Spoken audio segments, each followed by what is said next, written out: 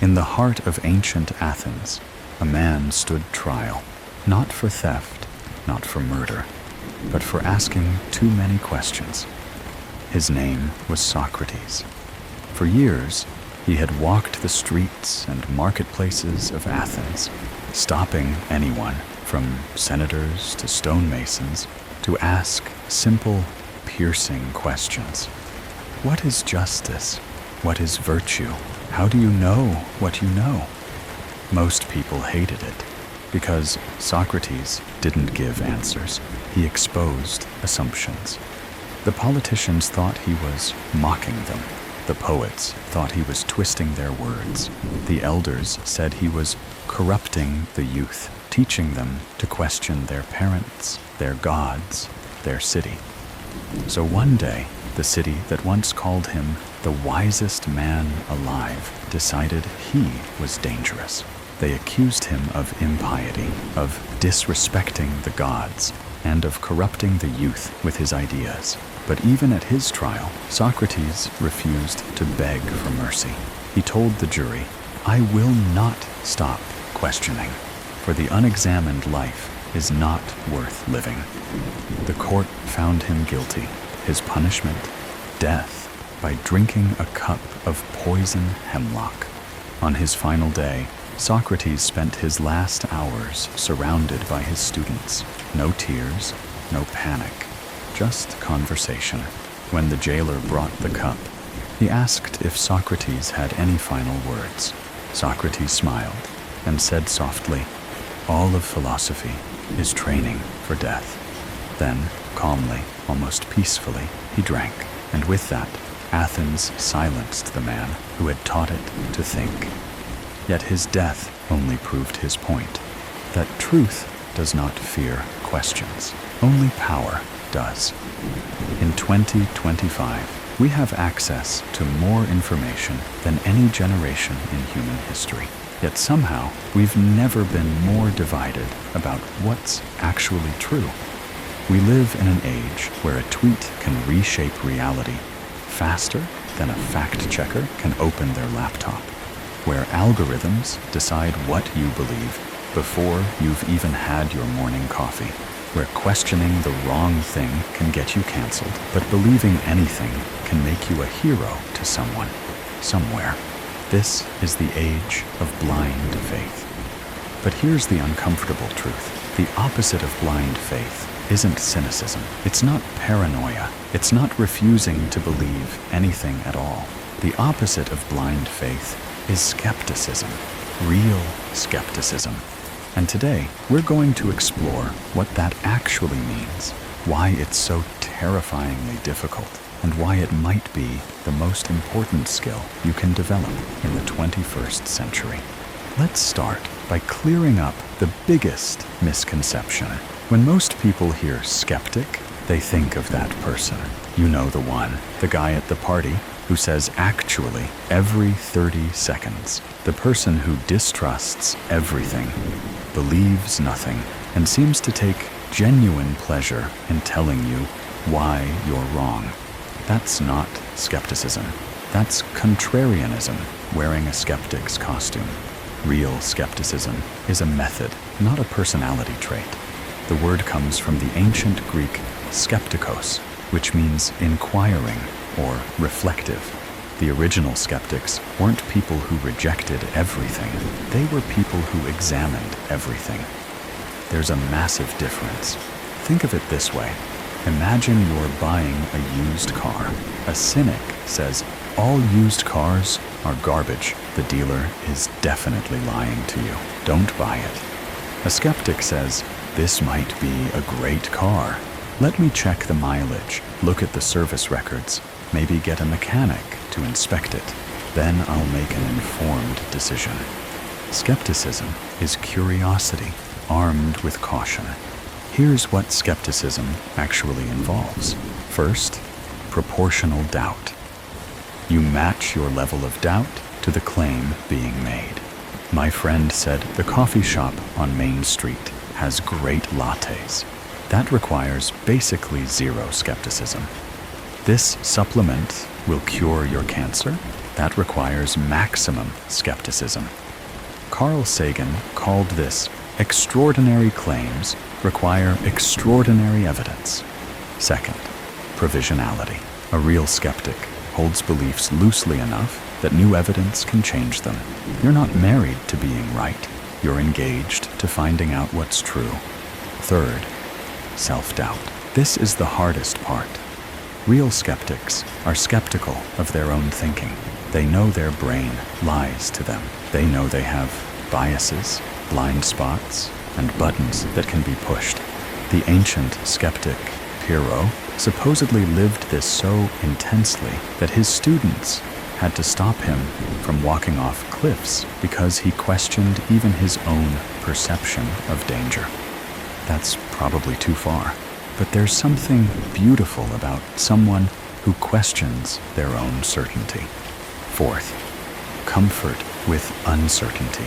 Skepticism means sometimes ending with, "I don't know." In a world that rewards confident answers, "I don't know" feels like failure. It's not. It's honesty. Let me give you a modern example. During the early days of the pandemic, real skeptics were asking questions. How deadly is this virus? What do masks actually do? What are the trade-offs of lockdowns? But they were also updating their views as data came in. They didn't pick a team and defend it to the death. The fake skeptics, the conspiracy theorists, they picked an answer on day one and spent the next 3 years finding evidence to support it while ignoring everything else. That's the opposite of skepticism. That's confirmation bias with extra steps. So remember, skepticism isn't about being the smartest person in the room. It's about being the most honest person in the room, including honest about what you don't know. Now, here's where it gets interesting. If skepticism is so useful, so rational, so obviously valuable, why don't more people do it? The answer is simple and devastating. We're not built for skepticism. We're built for survival. For 99% of human history, doubt could kill you. Picture your ancestor on the African savanna 50,000 years ago. She hears a rustling in the tall grass. She has two options. Option A, that rustling is probably just wind. Let me carefully investigate, gather evidence, consider multiple hypotheses. Option B, lion, run. Option A creates philosophers. Option B creates ancestors. Guess which one you descended from? Your brain is a survival machine that sometimes does philosophy, not the other way around. And survival machines don't have time for nuance. We evolved to make fast judgments, not accurate ones. We evolved to fit in with our tribe, not to question them. We evolved to feel certain because certainty helps you act and action keeps you alive. Doubt? Doubt is slow. Doubt is lonely. Doubt gets you eaten while you're still considering your options. This is why skepticism feels so unnatural. You're fighting millions of years of evolutionary programming every time you put pause to question something. But it gets worse, because we're not just fighting evolution. We're fighting our own emotional wiring. Humans are belief-protecting machines. When someone challenges a belief we hold, our brain doesn't process it as an intellectual disagreement. It processes it as a threat.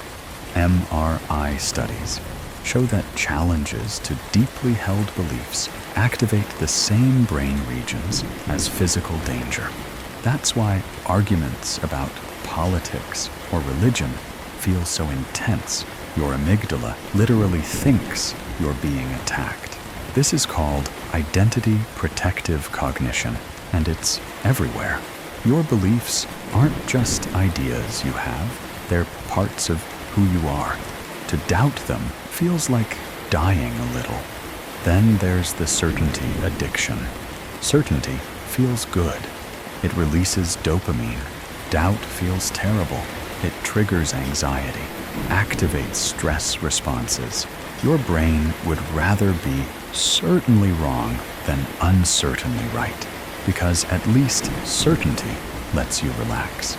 This is why conspiracy theories are so seductive. They replace complex, uncertain reality with simple, certain narratives. I don't know why bad things happen is uncomfortable. A secret cabal controls everything is oddly comforting. At least someone's in charge. And here's the tribal trap.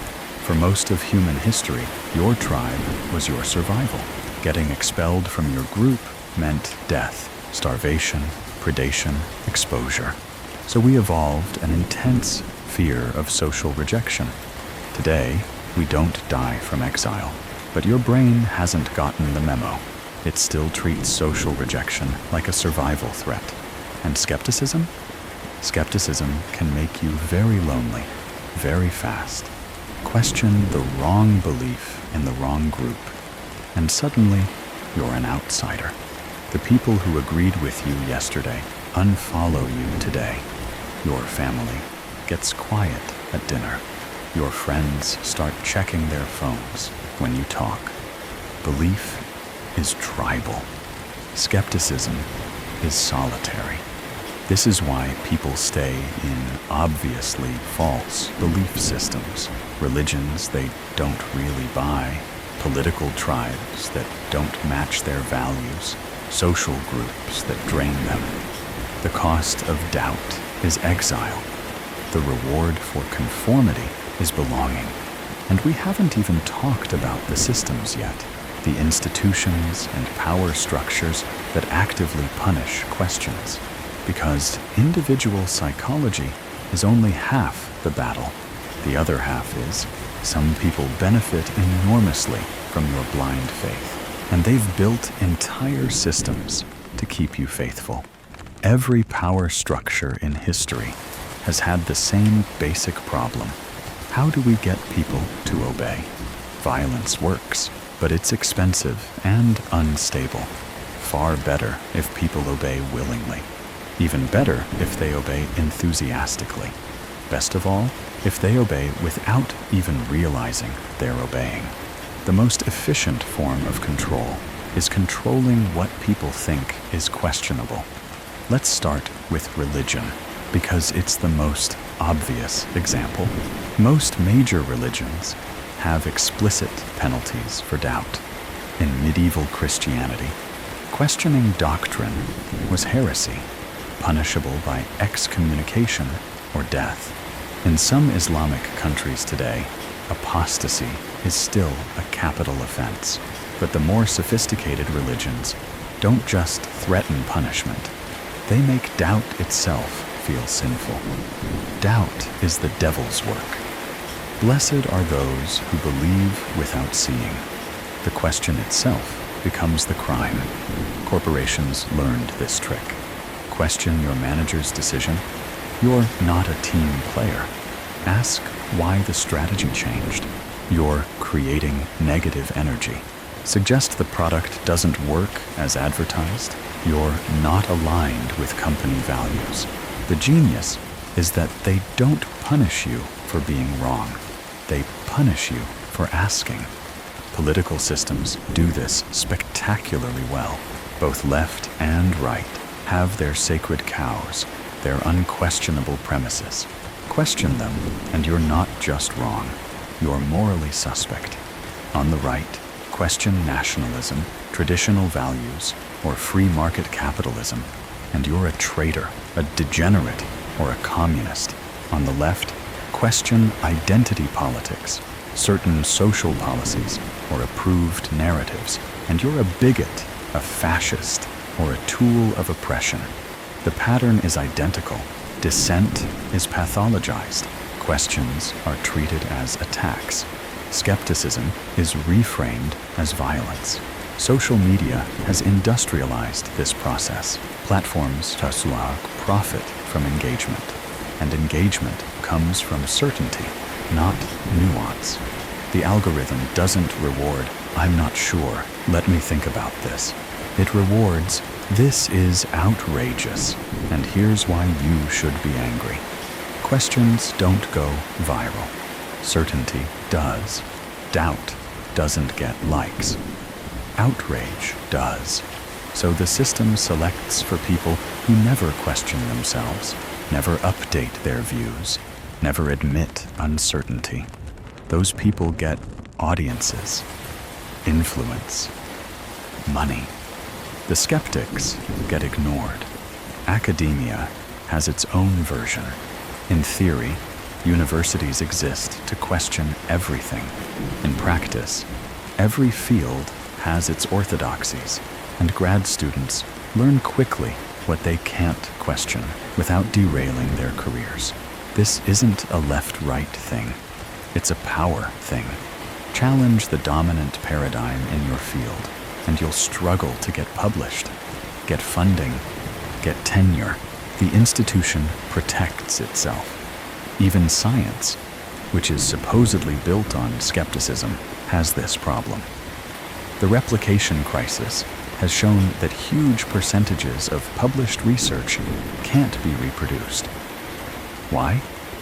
Because the incentives reward novel findings over truth. We repeated the experiment and got the same result. Doesn't get you published. We discovered something shocking does. Here's the pattern. Every system that depends on your compliance will punish your questions.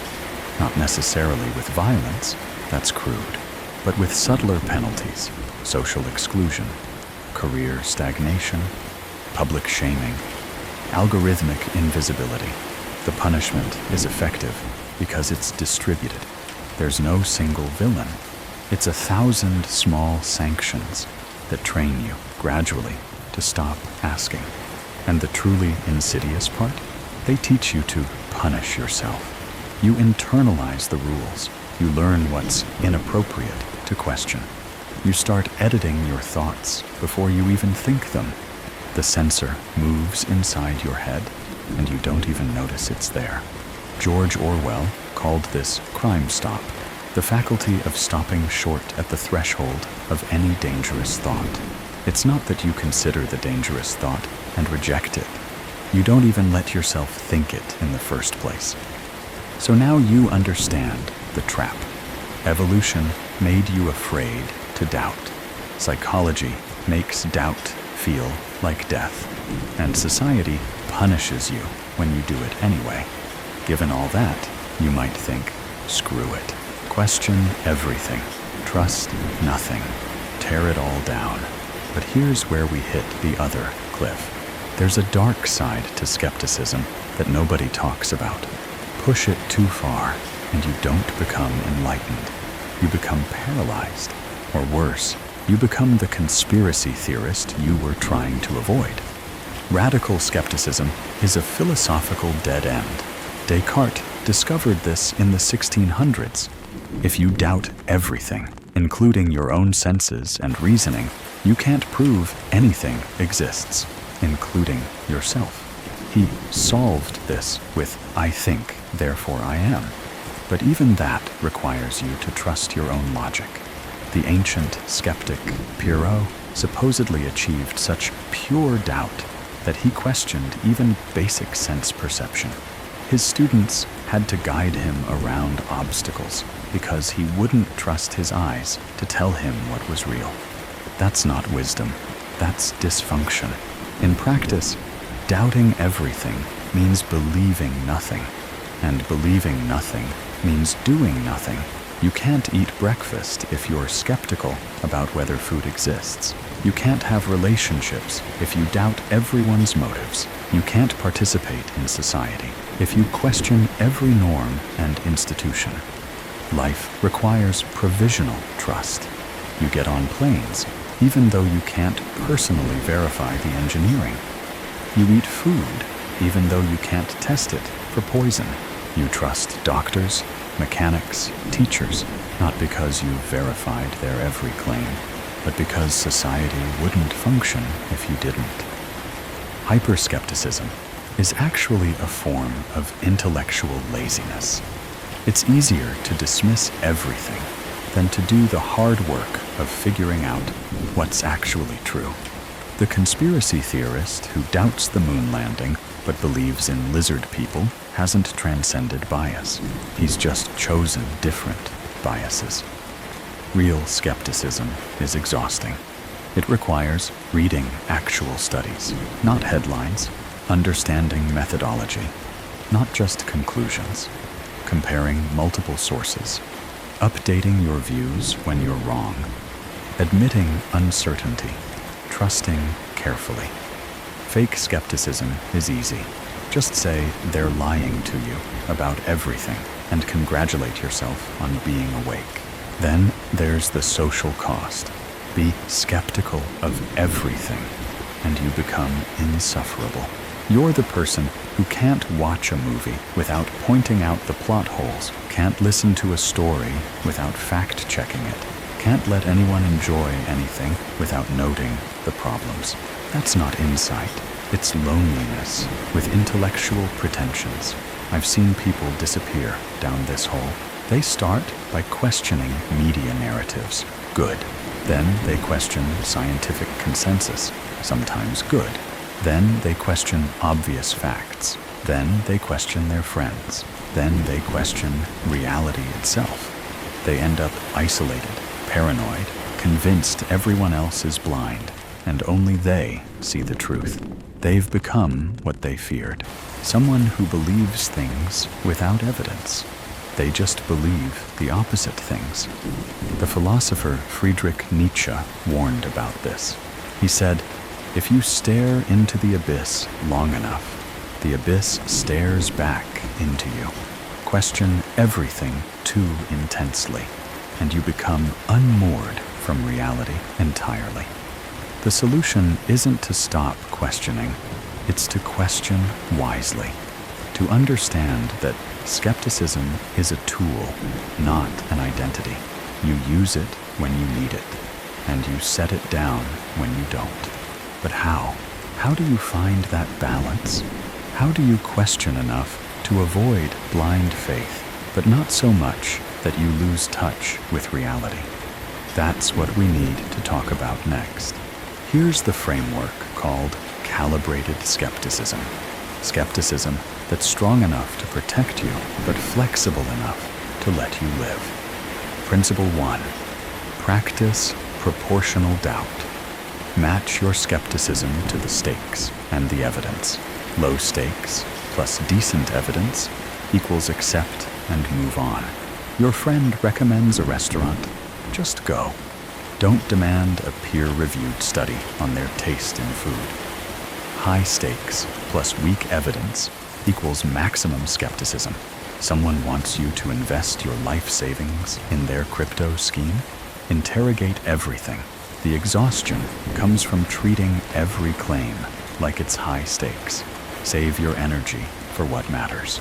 Principle 2. Question your questions. This is meta-skepticism, being skeptical of your own skepticism. Ask yourself, why am I questioning this? Am I genuinely looking for truth, or am I looking for a reason to dismiss it because it's uncomfortable? Am I being skeptical because the evidence is weak, or because I don't like what it implies? Your skepticism has biases too. Audit them. Principle 3. Build trusted nodes. You can't verify everything, so build a network of people and institutions you check regularly, but trust provisionally. This might be certain scientists, journalists, thinkers, people who've earned your trust by being wrong gracefully, updating their views, showing intellectual honesty. Then you trust them by default on low-stakes issues and verify them on high-stakes ones. This is how we scale skepticism in a complex world. You can't personally verify quantum mechanics, but you can trust the consensus of physicists while remaining open to paradigm shifts. Principle 4. Practice intellectual humility. Assume you're wrong about 20% of what you believe right now. You just don't know which 20%. This creates space for change. It lets you hold your beliefs strongly enough to act on them, but loosely enough to update them. The mantra, I believe this, and I might be wrong. Principle 5, find your uncertainty budget. Figure out how much uncertainty you can tolerate in each area of your life. Maybe you need certainty about your relationships. You can't function if you're constantly doubting your partner's love. That's fine. Save your skepticism for other domains. Maybe you need certainty about your worldview or religion. Okay, but then be extra skeptical about your politics or your diet philosophy. You have finite skepticism energy. Spend it wisely. Principle 6, create testing rituals. Build habits that force you to test your beliefs regularly. Once a month, find someone you disagree with and genuinely try to understand their view. Keep a predictions journal. Write down what you think will happen, then check later if you were right.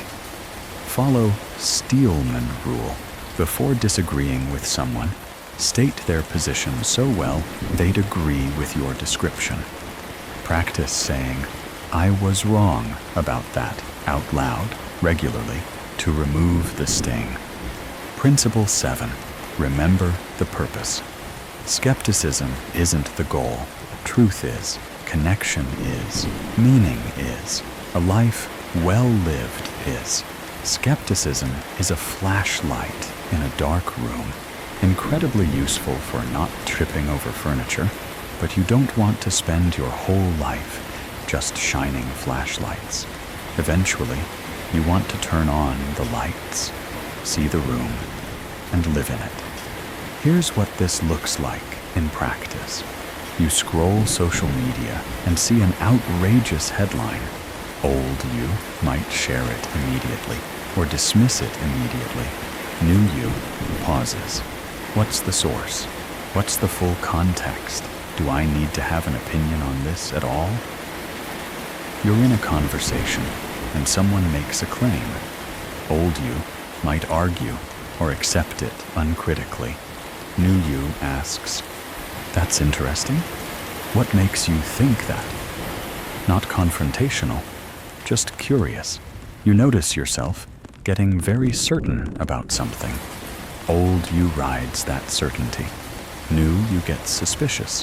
Why am I so sure? What would change my mind? Am I protecting an identity rather than seeking truth? The balance is dynamic, not static. Some days you need more skepticism when you're making big decisions, when you're vulnerable, when the stakes are high. Some days you need less when you're with trusted people, when you're playing, when you're loving. The goal isn't to be a perfectly calibrated skepticism machine. The goal is to be a human being who questions enough to avoid being manipulated, but trusts enough to stay connected. We live in the age of blind faith.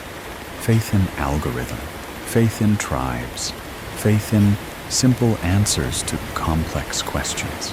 But we also live in the age where skepticism is possible, where information is abundant enough to check claims, where tools exist to think clearly, where you can connect with people across the world who are also trying to figure out what's true.